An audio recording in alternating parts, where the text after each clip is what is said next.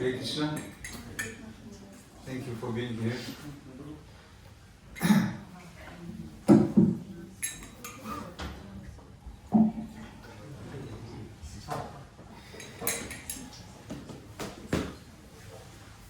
Today I'm going to give a class on from sound to sight, how the name reveals the form qualities and pastimes of Krishna.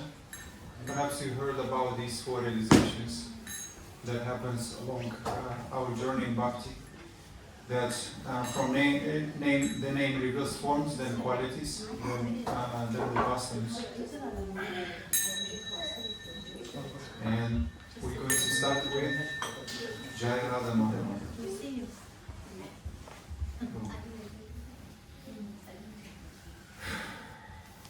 Jai Radha Madhava Puja Vihari.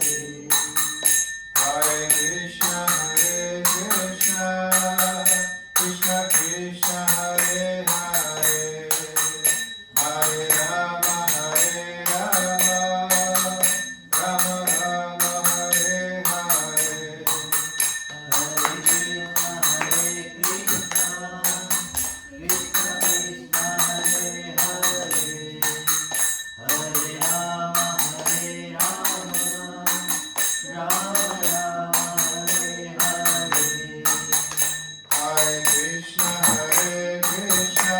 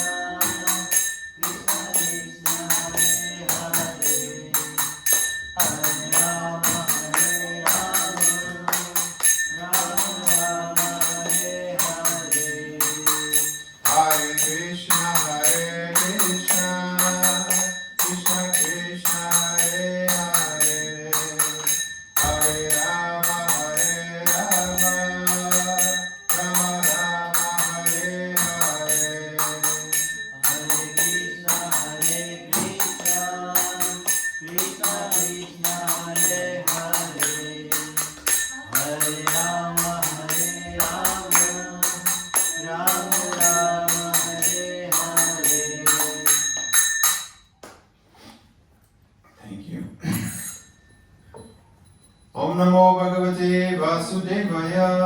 Om Namo Bhagavate Vasudevaya. Om Namo Bhagavate Vasudevaya. Om Namo Bhagavate Vasudevaya. Om Namo Bhagavate Vasudevaya.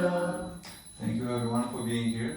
May I ask you before I give a class to bless me so I can remember, so Krishna can inspire and speak through me, so everyone can can live with a sense of inspiration.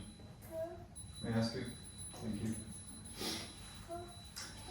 So as usually, I start the class with a few questions.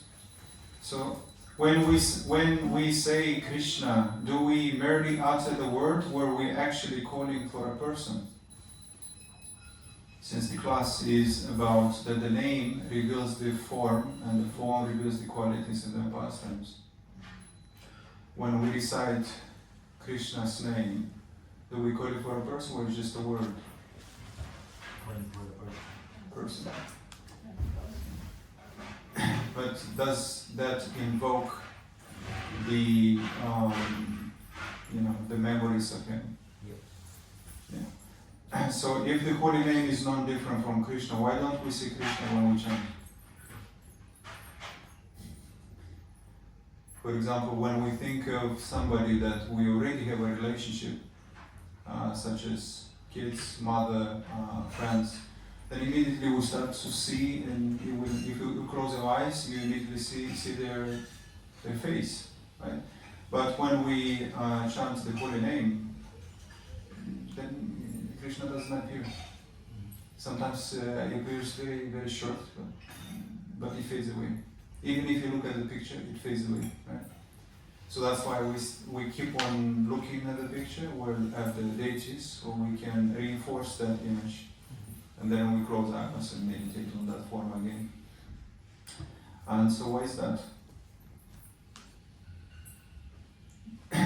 Because we are not yet qualified. We are covered by the three modes of nature, and so we essentially we experience spiritual amnesia, like we just forgot that relationship. And so that relationship is actually is there, just like pure love of Godhead is already within us, but is dormant. And my Guru Maharaj shares in his book Sudha Bhakti Chantanami, he compares this with the ability to walk for a child, right? The child in the beginning doesn't walk, but because the ability in the child is there, by practice eventually he starts to walk, right? But if he tries to fly, no matter how many attempts he's going to try, he won't be able to fly. But the ability to fly in a bird exists, right? So similarly, that ability, pure love of God, is already there in us, and it is only awakened through bhakti, through devotional service. That's the only means. And so, have you ever realized how much power lies in the name? Imagine calling someone you love, they appear, don't they? Any person that are very dear to you, as soon as you think of them, immediately they pop up in your mind. And you even feel that connection, that emotions. So, why not Krishna? So, what if chanting is not about reaching God, but uncovering Him step by step through the sound of His own name? Because that's the only means, actually. So we're not just chanting His name, we're chanting Him. So here is the 4 stages. The scripture describes that realization of Krishna unfolds in divine sequence. And this is the sequence Nama, Rupa, Guna, and Lila, which is name, form, qualities, and pastimes. So from name comes form, then from form qualities, and from qualities and pastimes. So this is the natural spiritual evolution of the heart, purified by chanting. For example, Sankirtan, I'm not sure if you noticed, but Sankirtan contains the first glimpses of devotion, because it's hearing, it's chanting, and remembering at the same time. So we benefit for the first three glimpses of devotion: hearing, chanting, remembering, simply by chanting together. So, for example, this can be also given in a more modern example, thinking of a pen. Pen. Anyone has a pen? When you think of the word pen, immediately the shape of the pen comes in, right? So you might describe, okay, it's long, it's thin, right? And then the form of the pen reveals the qualities of the pen, right? You can say, well, it's blue, you can write, right? And the qualities of the pen is writing. Right? So the name actually reveals the form. So here's perhaps more examples. You can think of anything. A ball. If you think of the word ball, immediately the shape of the ball comes in. It's round, it's circle. Then we may describe its color. In this case, orange, right? And the qualities of the ball is bouncing. Right? It's elastic, perhaps. And similarly with the phone, you can think of immediately. You can the form of the phone is squarish, perhaps. It's plastic. Yeah? And the function of the phone, you can do so many things. Just like you can do the function of the pencil, you can paint, you can write, you can, so similarly, the holy name reveals the form, and we can know Krishna's form through scripture. Krishna looks like this, he looks like that, his eyes looks like lotus flower, or his feet. And therefore we start to become familiar with Krishna's form.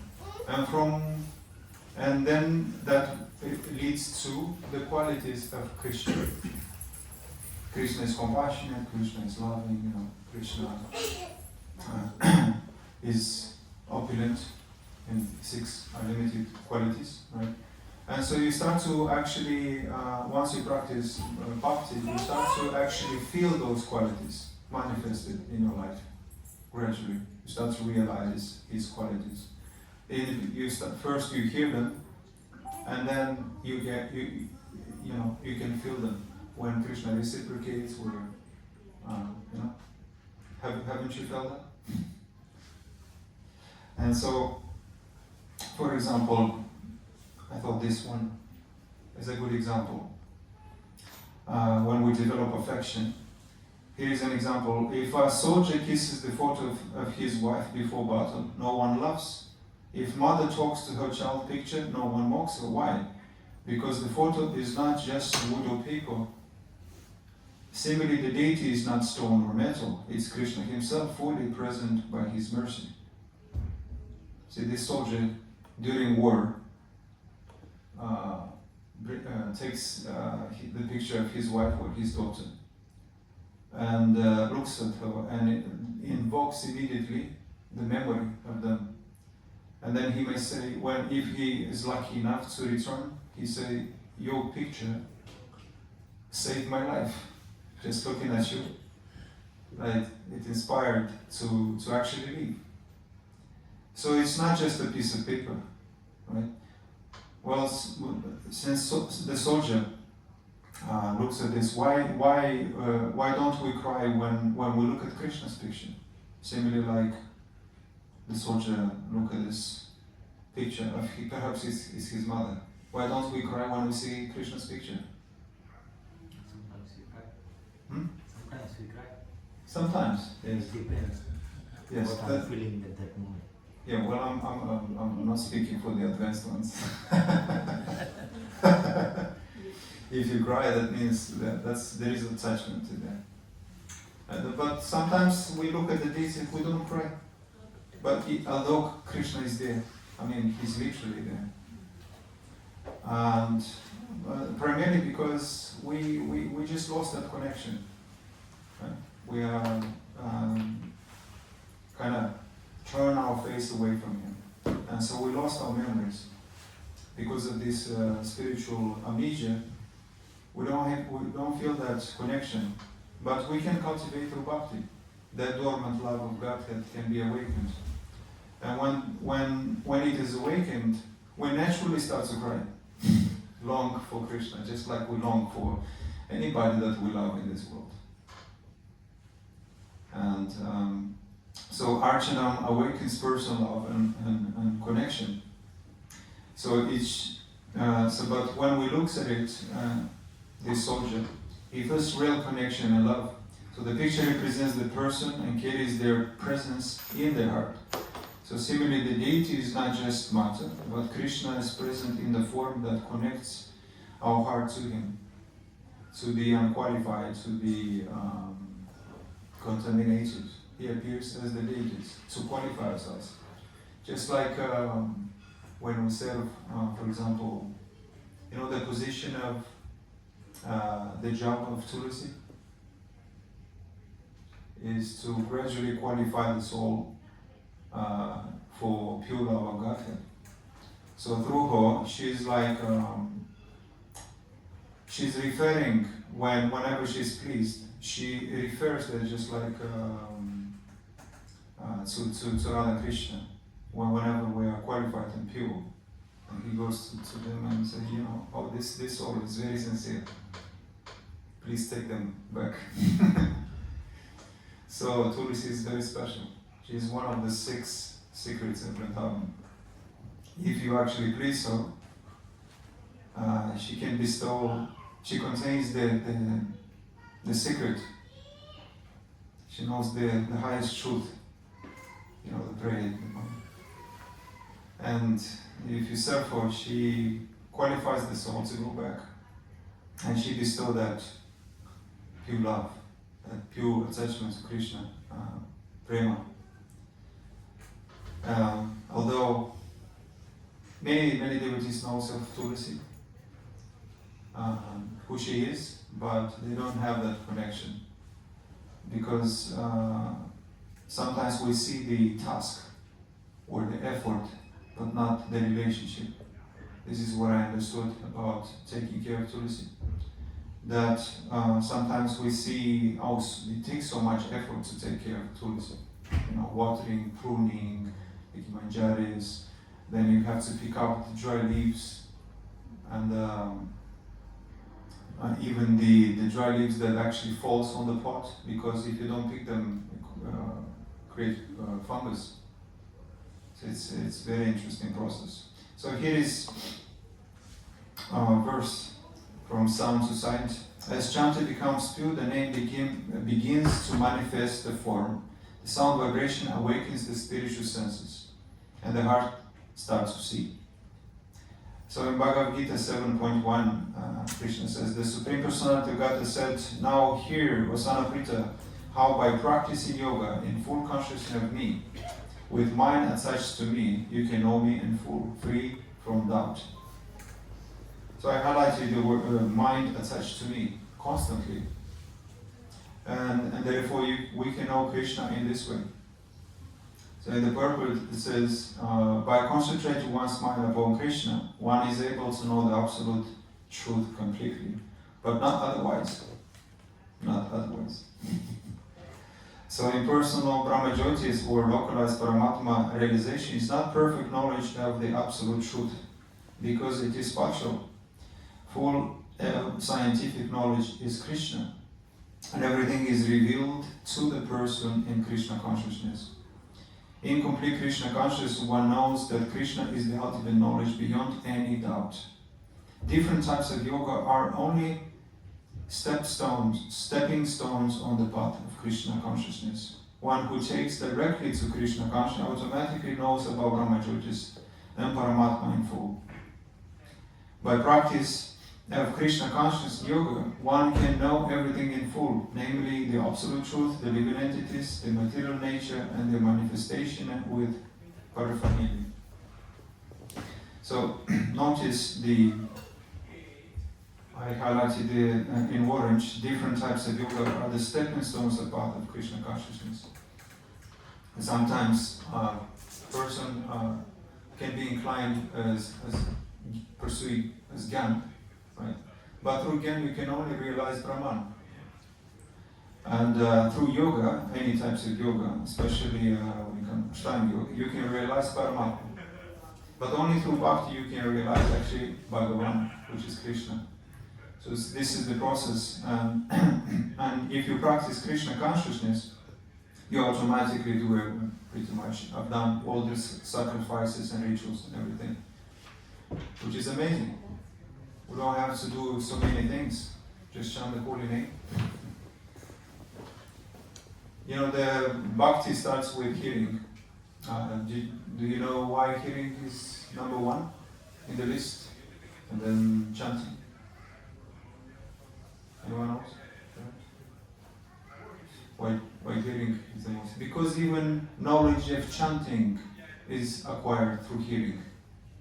So that's why hearing is number one in the list.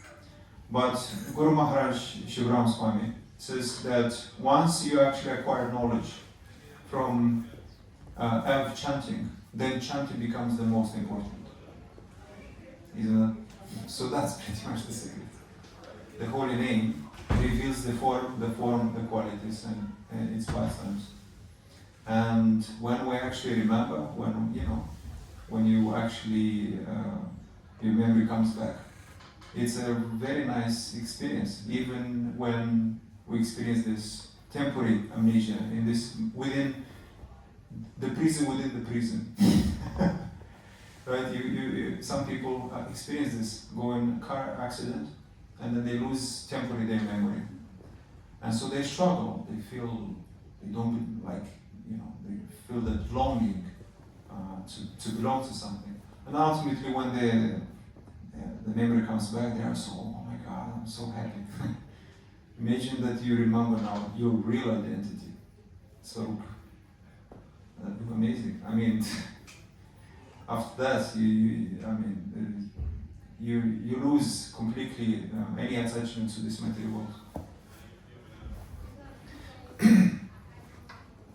So, for example, in this scenario, when you hear your mother's name, her face instantly comes in mind on the left. You may even feel her presence. The name naturally leads to form. If Krishna is already fully present in his name, what prevents us from seeing him?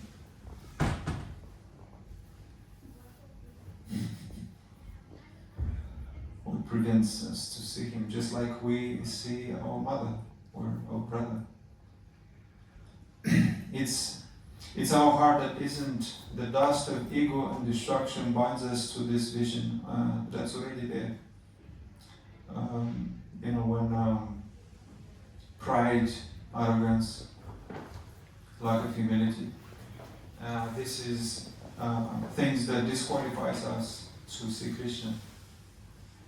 And even among true knowledge, forgot the verse. It starts with purity, humility. Among the true knowledge, Krishna reveals that. Why humility is first? Because it starts with humility. Without humility, we don't listen to even to demigods. Right? But with humility, we submit to to our parents, starting with the first authorities. Our attention, feeling, and sincerity are missing. So the mouth repeats the name, but the mind wanders elsewhere, and the heart says it's closed. I was on my way to the temple today, and I was thinking about one insight, very short insight, that I read a long time ago, but now it makes even better. And the insight is this: what moves you reveals you. Isn't that powerful? If you actually pay attention, what moves you reveals you. What makes you cry, essentially? when you read any pastimes. If you cry at, at specific pastimes, that says a lot about you. What moves you reveals you. If you pay really attention to this, if you're very introspective, you start to kind of notice your inclinations, what you're more inclined to do or to practice. And so it's a very powerful thing. If you pay attention to what makes you cry, what makes you sing, what do you sing about? That's another way to put it. What are you singing about? What are you dreaming about? That reveals your identity. Starting with the mood, actually. So, when we repeatedly chant Krishna, his beautiful bluish form, like a fresh rain cloud, with eyes like lotus petals, gradually becomes imprinted in the purified heart. The heart being present means chanting with genuine awareness, longing, and love. Where the name, it is not a sound we make, but a person we're calling. And just like when you think of a song, if you think of a song where you're singing, immediately the memory comes, the video, the pastimes, it's very quite unique. So, guna, knowing who he truly is, once the form of Krishna becomes vivid, the devotee begins to taste his qualities, his sweetness, his playfulness, his compassion, his joy. So in Bhagavad Gita 7.8, it says, O son of Kunti, I am the taste of water, the light of the sun and the moon, the syllable Om in the Vedic mantras. I am the sound in ether and ability in men. I love this one because it speaks about the ability in man as well, and the qualities, the taste of water. That essentially we are always attracted to Krishna indirectly. No matter what qualities we admire in others, we indirectly always, attracted to Krishna. Because if somebody has the ability to sing beautifully, or has very perfect intelligence, perhaps, or he's famous, or he's influential or powerful, if we want to become like them, we actually want to become Krishna. And so whenever we envy someone's quality, we always envy Krishna. Because he is the ability in man. He is beauty. And his intelligence. So Krishna begins to reveal his gunas qualities in everything. We see his gentleness in the moonlight, his strength in the wind, his warmth in the sun. Guru Maharaj explains that when a devotee becomes attached to Krishna, he starts to see Krishna everywhere. And he explains actually what it means to see Krishna everywhere. It doesn't mean that you literally see the Paramatma everywhere. He explains that what it means is that everything reminds you of Krishna. No matter what you're looking at, it reminds you always of Krishna. You're looking at the bird, you immediately, that bird reminds you of Krishna. Because the ability of flying is there. Right? The bird flies because she has the ability to fly. But Krishna is the ability in a person and in everything. So you see somebody capable of anything, that ability automatically should remind you of Krishna. Oh, Krishna. They sing beautifully. Wow, Krishna sings so beautifully. Or he smells this, You smell a flower, immediately you have to think of a flower. You drink water, immediately you have to remind you of water. I am the taste of water. And so essentially, we are actually never without Krishna. We are always with Krishna. But we need to learn to see Krishna in everything. And this can be done by practicing devotional service. So when you first hear about someone, you only know their name. When you see them, you know their form. But only through association do you learn their qualities, their patience, humor, kindness. So likewise, as we continue to chant, we begin to associate with Krishna, not just remember him.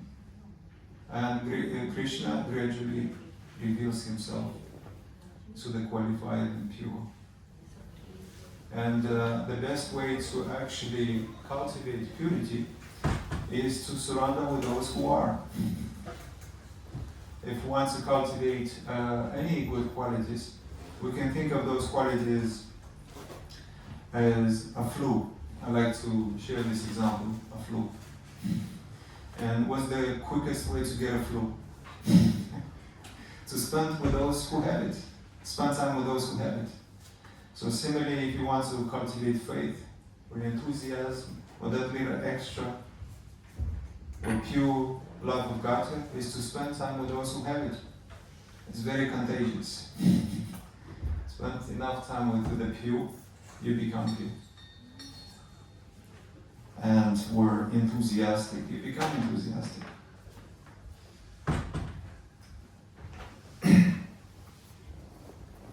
So, have I allowed the holy name to introduce me to the real Krishna, not just his sound, but his personality? Have I done that? Do I chant with longing, or do I chant to be pleased? You know, it's very easy to fall into this higher state. Part of kirtan, and you chant, you want to feel somehow. So that the mood is more about, I want to be pleased, I want to feel peace, love, and all that. Instead of, I want to please Krishna. It's very easy to fall into that, and this. When we become attached to cognitive ecstasy, where you become addicted to very beautiful language. I was one of them. I used to call myself a cognitive ecstasy addict. When you are attracted to beautiful language, very beautifully articulated, and that makes you, oh my God, it sounds so cool. But actually, bhakti is about pleasing Krishna, not ourselves. So it means it's been, so for example, if not, it means I've been hearing the name but not meeting the person. So now Krishna is to go beyond repeating his sound. It's to let his kindness soften me, his patience shape me, and his love change me. So chanting is meant to become a relationship, not just a ritual. That's the most important part. Because in Sankirtan, sometimes Sankirtan could lead to, it becomes like a song, not a prayer. And so you become, this Mataji is singing so good. You become attached to that Mataji or to that Prabhu. They are singing so beautifully, all your attention goes to them. And you completely forget about it. And because Sankirtan should automatically connect you with Krishna. It's a relationship with him.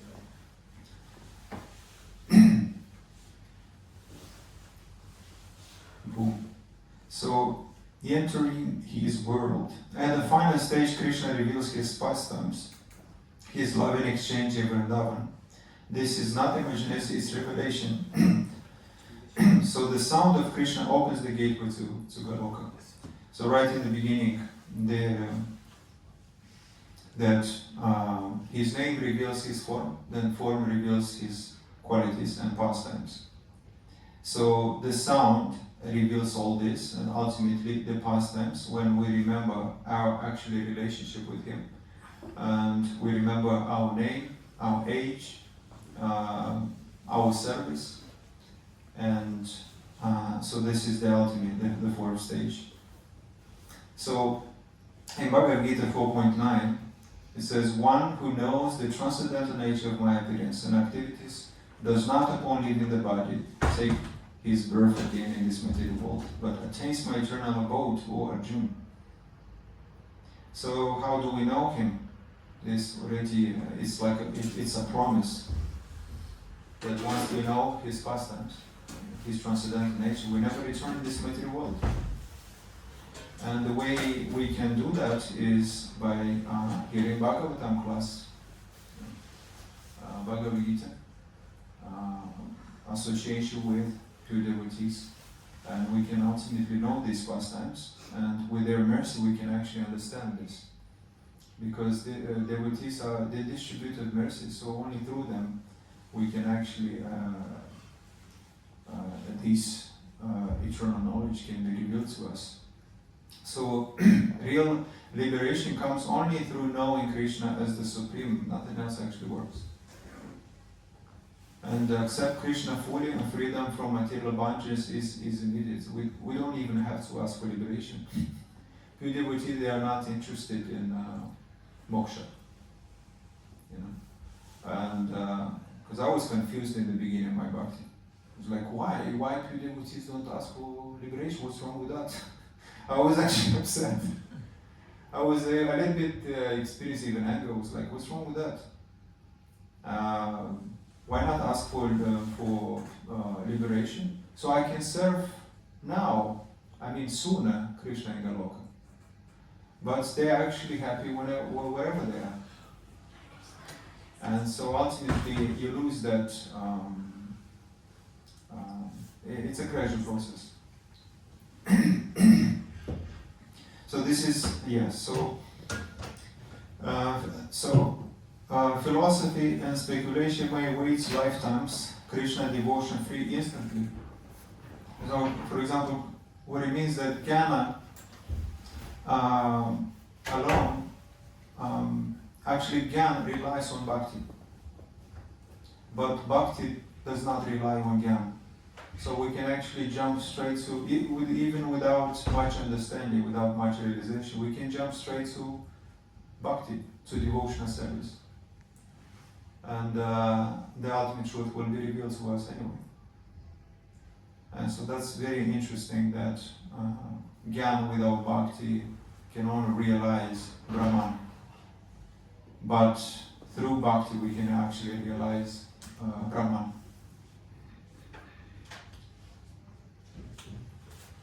So think of hearing your favorite song. At first it's just a sound, but then you remember the video, the faces, the story, the emotions. So the sound pulls you into that experience, isn't it? Whenever we hear any sound, especially those songs that we used to hear in our pastimes. Right? Brings memory.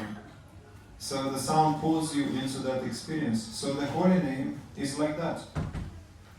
It pulls you into Krishna eternal pastimes. Yeah. So the sound reveals the form, then the qualities, then the pastimes. So just when we hear any sound, have either a person, an object, we immediately see the shape, the qualities, and the pastimes with that object, with that person. And so the holy name is the means and the end, the path and the goal. Through the holy name we can attain Krishna, even in this material world. So a question to reflect is, am I chanting merely to finish runs or to enter Krishna's world?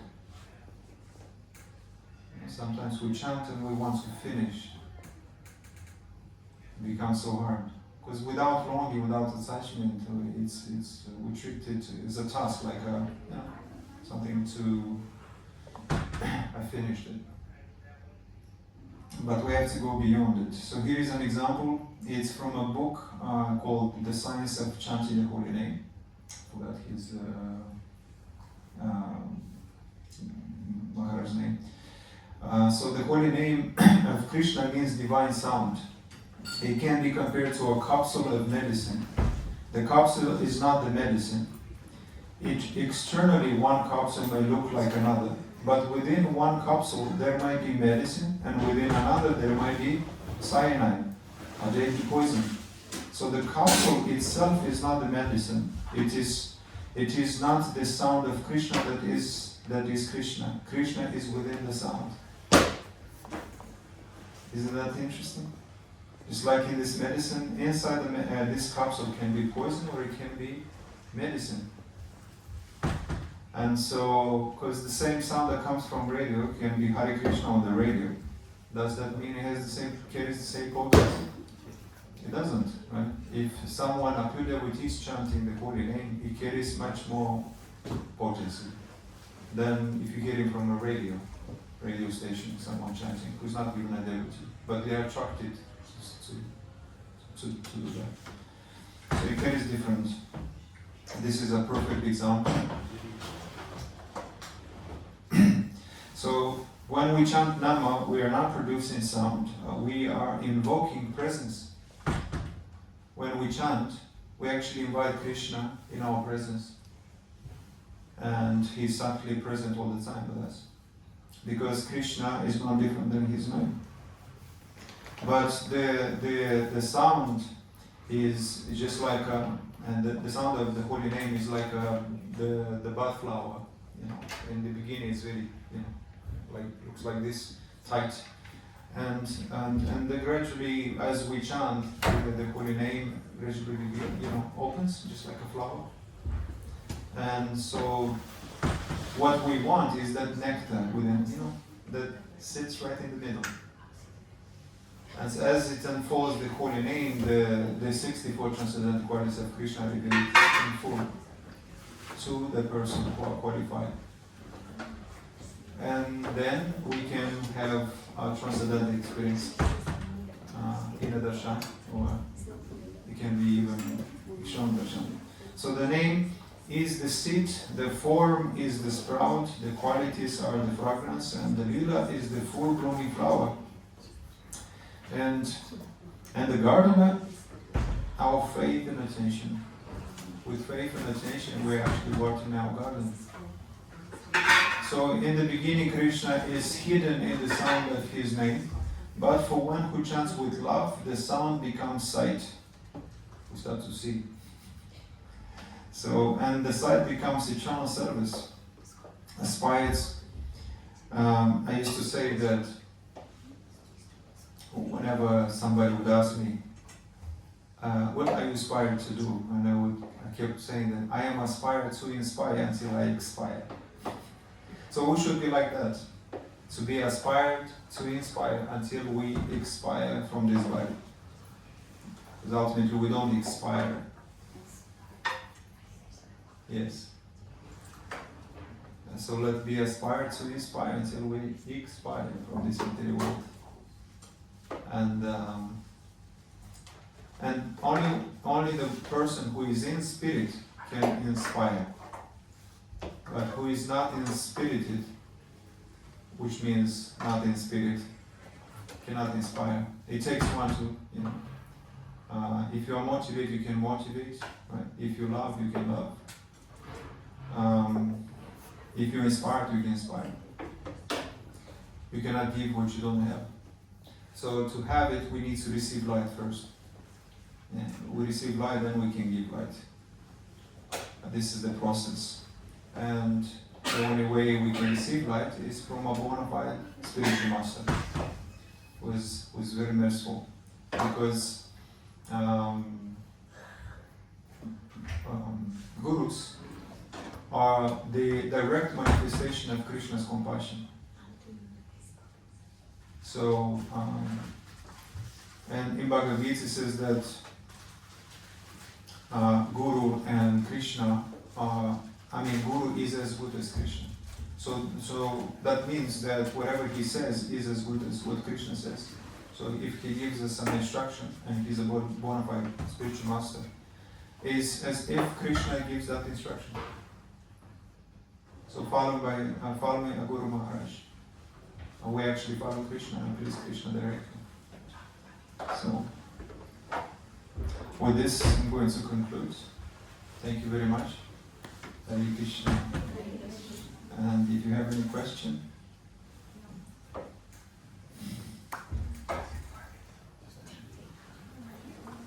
we have 10 minutes for Q&A. Hare Krishna. As you said, like when we are chanting, we should develop that love for Krishna so that it goes on. But most of the time it happens that I do that, like I mention that number we keep in that mind. So what should be our mode so that that number never comes? Because that is also important. We have to finish certain rounds so that maybe with practice and discipline one day it goes smoothly. So what should be a mood of a beginner who's trying to practice this? How to not keep just number in mind and how to chant? What I've done in my experience is to change the wording. Like, what am I doing this for? It's important to define the why. And so, because the goal of chanting is to please, to cultivate a relationship. It's not to be fixed primarily. I want to be fixed or I want to be purified. That as well, but the main intention is to please. You know, just like the main intention to come to the temple is not to come as a beggar. I come here, I brought you some flour, please bless me now. You know, but as sons, we should come to the temple to offer ourselves, to offer our attention, to offer our time, to please Radha and Krishna, instead of I came here so I can be fixed, so I can attain this, so I can, have, I don't know, beautiful children or wealth or mystic powers, but to chant, to please, and to cultivate that relationship, to remember, to have that longing for remembering that at least I'm speaking from my experience, that I'm doing that and it works. So motives is essentially language, is they redefine that language for yourself. That helps. Does that answer your question? Yeah. Anyone else? No questions? Questions. Here is I would share one thing about questions. I heard this quote that a person who asks a question is a fool for 1 minute, but a person who never asks a question stays full for a long time. And the reason I'm sharing this is not to criticize, but to rather inspire to become intentional about growth. Because questions, we progress much faster. Because when we intentionally not just wait until that question will pop, somehow will be born in ourselves, we actually seek those questions, become more intentional about question finding. Because the question reveals our ignorance, and when we ask questions, we essentially say, okay, this is what I don't know, and it reveals where we are. And when we ask questions, then Guru Maharaj can actually identify, okay, he's there, because a guru is like a therapist, like a therapy person, or like a doctor, and so before he diagnoses us, right, he needs to know what's going on, like what's your pain, do you have any questions? So based on that, he gives you instructions. But if you don't have that relationship, how are you going to get diagnosed? At what stage you are? How are you going to progress if you're not intentional? Yes, so I hope this will inspire you to I'm this kind of person that actually look for questions. I don't just wait until a question will somehow be generated in me. I'm looking for what kind of question should I ask? What should I ask? You know? How do I know what I should know? This will help. You know. Any more questions, I guess? Then we're going to have prasad, and we can recite the Mahaprasad. Mahaprasade Govinde, Namo Brahmani Vaishnave, Svapa Punavatam Rajam, Vishvashvanaya Jai